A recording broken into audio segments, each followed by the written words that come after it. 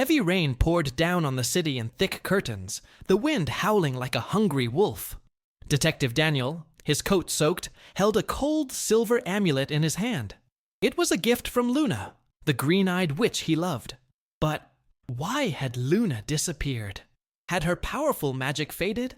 A strange symbol, carved into a piece of wood found near her house, pulsed with a sinister light. Was it a trap? And worst of all, her last message, a whisper on the wind, echoed in his mind. They are closer than you think. The rain beat hard against the window of Detective Daniel's office, each drop a tear in that dark night. He clutched the silver amulet, cold as Arctic ice, a gift from Luna, the woman who filled his heart with magic as intense as her own.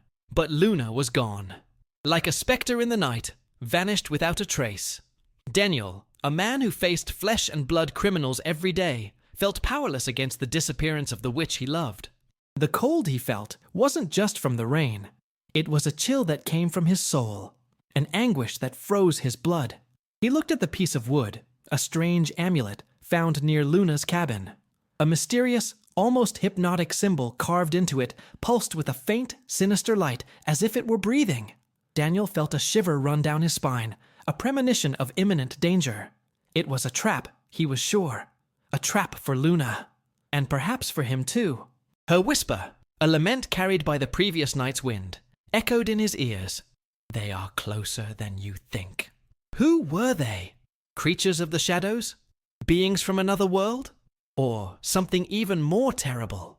Daniel thought of all the cases he had solved, the criminals he had arrested, but none of them possessed the coldness and malice he felt now, hovering over him, invisible, but omnipresent. Luna's image flooded his mind, her bright green eyes, her radiant smile, her black hair like a raven's wing.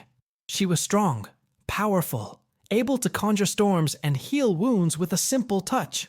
But even Luna, with all her powers, seemed to have been caught by surprise. If something so powerful could silence Luna, what could it do to him? Suddenly, a knock at the door startled him. Daniel stood up, the silver amulet heavy in his hand. Who would dare seek him out at this hour? He peered through the peephole and saw a silhouette shrouded in a long, dark overcoat.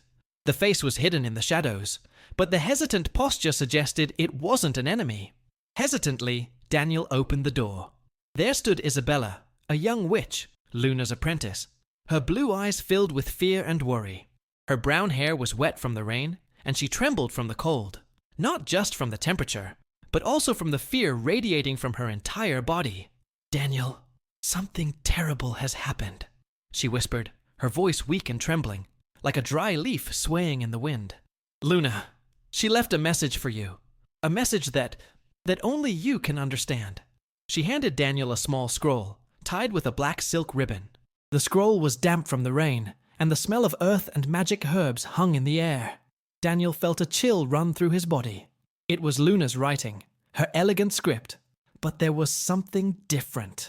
A desperate urgency in the letters, a torrent of emotions compressed into a short message. The Infinity Stone. They found it. The scroll read. The gate between worlds is opening. I need you. Meet me at the ruins of San Miguel. The message ended with a symbol, the same one carved into the wood he held, the same symbol that pulsed with a sinister light. Daniel understood. The threat was real, terrible, and much closer than he imagined. The fight for Luna, for the city, and for all worlds was about to begin. The Infinity Stone. The name echoed in his mind, laden with terrifying power. He had to go. He had to save Luna. He had to stop them. And with every passing second, he felt time running out. The rain outside seemed to increase, as if nature itself was on alert, sensing the imminent danger. The rain showed no mercy, hammering the window pane like an army of furious little drums. Daniel felt Luna's message burning in his hands, the damp scroll clinging to his fingers. The Infinity Stone. The image of the raw, shimmering stone, full of a power that transcended human comprehension, invaded his mind. He had seen it in old photographs, in the yellowed pages of a forbidden book, an object of immeasurable power, capable of opening portals to other dimensions, an artifact that could bring destruction or salvation, depending on who controlled it. Ruins of San Miguel, he repeated softly, the phrase echoing in the quiet of the office. He knew those ruins. A haunted place, they say, full of stories of ghosts and shadows. A perfect place for a secret meeting, or a deadly ambush. Isabella, still trembling, watched him with hopeful eyes, a mixture of fear and admiration in her gaze. She was young, inexperienced, but her loyalty to Luna was unquestionable. Daniel felt a lump in his throat. He needed to go, and he needed to go fast. But Luna's message was enigmatic, almost a challenge. They had found the Infinity Stone. But who were they? A secret organization? Supernatural beings seeking to dominate the world? Or something even more sinister? Doubt gnawed at him. A slow, deadly poison. He needed help. But whom could he trust? His experience in police cases was vast, but the supernatural world was a completely different territory. A labyrinth of magic, mystery, and invisible dangers. He thought of Ricardo, an old friend, an expert in occultism, a man who knew the darkest corners of the spiritual world. But Ricardo was on another continent, and time was short, very short. With his heart pounding in his chest, Daniel grabbed his coat and his gun, the familiar weight of the weapon in his holster offering him a small comfort amidst the chaos that beset him. The rain outside had intensified, turning into a furious storm that seemed to want to accompany the whirlwind of emotions inside him. He looked at Isabella, his eyes meeting hers. Her fear was contagious, but it also gave him strength. He couldn't fail Luna. He couldn't fail Isabella. He had to save the woman he loved, the city, and perhaps the whole world. The road to the ruins of San Miguel was long and dangerous, a journey into the unknown. The car slipped on the wet asphalt, the headlights tearing through the darkness of the night. At every turn, every dark street, Daniel expected an ambush. Fear, cold and constant, was his invisible passenger. But the love for Luna, the burning flame in his heart, was stronger than any fear. He would rescue her, even if he had to face hell to do it. As he approached the ruins, a thick fog swallowed the car, reducing visibility to almost zero. The atmosphere was charged, heavy, with the smell of damp earth mixed with a strange metallic and sour odor. The feeling of unease was palpable. Daniel turned off the car and felt a shiver down his spine. The wind howled around the ruins, carrying whispers and groans that seemed to emerge from the stones themselves. The ruins were even darker and more sinister than he remembered. It was as if that place had a life of its own, a dark energy that enveloped him, imprisoned him. He knew he was alone, but the feeling of being watched was inescapable. Someone or something was nearby, hidden in the shadows.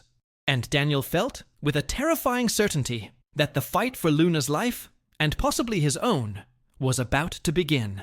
The Infinity Stone. The name sounded like a death knell, repeating incessantly in his ears. He had to hurry, before it was too late. The darkness of the ruins was profound, an abyss full of mysteries and dangers, and he was ready to face them, to save Luna, no matter the cost. Heavy rain poured down on the city, the wind howling like a hungry wolf. Detective Daniel, his coat soaked, felt the cold silver amulet in his hand, a gift from Luna, the witch he loved, but who had mysteriously disappeared. A strange symbol, carved into a piece of wood found near her house, pulsed with a sinister light, like a silent threat. Luna's last message, a whisper on the wind, echoed in his mind. They are closer than you think. Fear gnawed at Daniel from within, a chill that came from the soul, different from the cold of the rain that beat hard against the window of his office. He squeezed the amulet, seeking comfort in its metallic coldness. But the anguish was greater. The image of Luna, her strength, her power, now seemed a distant memory, something that could dissipate like smoke. If something so powerful could silence Luna, what could it do to him? A hesitant knock at the door broke the heavy silence. It was Isabella, Luna's young apprentice, her blue eyes filled with terror. She handed Daniel a small scroll, damp from the rain, with Luna's elegant but desperate script. The Infinity Stone. They found it. The message was a silent scream, laden with urgency. The gate between worlds is opening. I need you. Meet me at the ruins of San Miguel. The same symbol from the wood was there, pulsing with threats. The Infinity Stone. The name echoed in Daniel's mind, an immeasurable power capable of opening portals to other dimensions. He had to go. He had to save Luna. The ruins of San Miguel, a haunted place, perfect for an ambush. The road to the ruins was a race against time, the car slipping in the torrential rain. At every turn, Daniel felt the presence of something sinister, invisible eyes watching him. Arriving at the ruins, a thick fog enveloped the car, a supernatural veil that increased the fear. The silence was broken only by the wind howling like a funeral lament. The smell of damp earth mixed with a metallic and sour odor filled the air, an omen of danger. Daniel got out of the car, and the feeling of being watched was palpable, a cold presence that chilled him to the bone. He entered the ruins, each step echoing in the silence, and suddenly he heard a raspy voice, a whisper that seemed to come from the stones themselves. "The stone is with us, and Luna is our prisoner." The voice echoed, revealing a group of shadowy figures emerging from the shadows. They were monstrous beings, with distorted faces and eyes that glowed like embers. They had the Infinity Stone, a shimmering raw stone, pulsing with a dark and violent energy. The stone was surrounded by a circle of black candles, and Luna was there, bound, her green eyes full of suffering, but with a glimmer of hope upon seeing Daniel. The fight was terrible. Daniel used all his strength, his police skills, and the quick intelligence, combining it with the magic he had learned from Luna. But the beings of the shadows were powerful, very powerful. They overpowered him physically, but Daniel used his quick thinking. In the midst of the confusion, he managed to make the Infinity Stone fall to the ground, breaking the spell and making the beings roar in pain with a flash of anger in their eyes.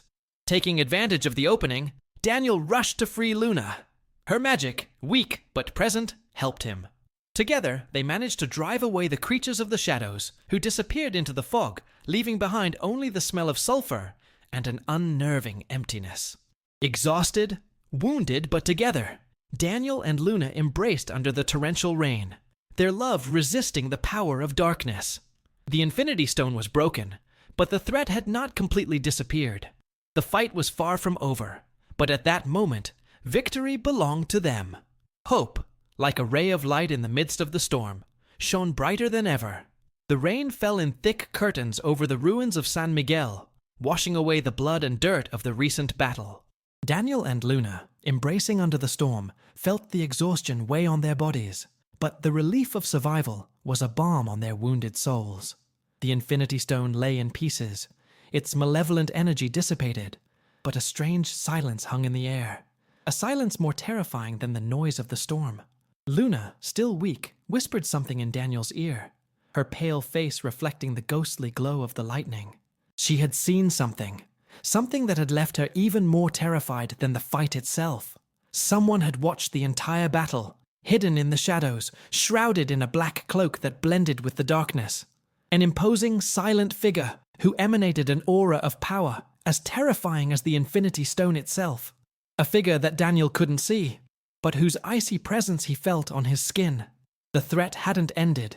It had simply changed form. It was more powerful, more subtle, more dangerous. Luna, her voice trembling, described the figure she had witnessed. Tall, slender, with a piercing gaze that seemed to see through the very soul. It wasn't one of the shadow monsters. It wasn't an ordinary creature of darkness. It was something different, something ancient, something unnameable. The feeling of terror conveyed by Luna was so intense that Daniel felt a shiver run down his spine. A shiver that wasn't just cold, but pure terror. And then, a lightning bolt cut across the sky, illuminating the figure for a brief moment, revealing a face that Luna recognized. It was the face of someone she believed to be dead for centuries. Her grandfather, the supreme sorcerer, the mage who had been reported missing in the Great Fire of 1888. But that face was different. Wrinkled, twisted, with cold, empty eyes like bottomless pits. A malevolent gleam and a cruel smile painted the old mage's lips. Daniel and Luna looked at each other, terror etched on their faces. The old sorcerer wasn't dead. He was more powerful and more malevolent than they ever imagined. He had orchestrated everything, the disappearance of the Infinity Stone, the attack of the shadow creatures, Luna's own disappearance, all to achieve an even greater goal. A more sinister goal that made the very destruction of the world seem trivial. And that goal, Daniel felt in his spine, was intimately connected to the ancestral power that Luna possessed, a lineage of witches that stretched back for generations.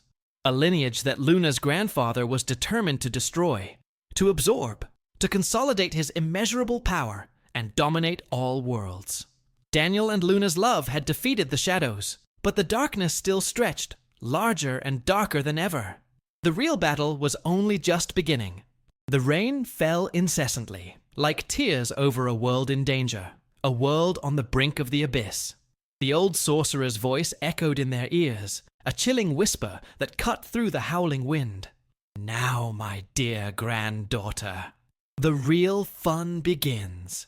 And then, the brightness of the ruins vanished into the darkness of the night, leaving Daniel and Luna in complete despair. Luna's grandfather's smile echoed in both their minds, a sinister, implacable smile that promised pain and suffering. What would happen now?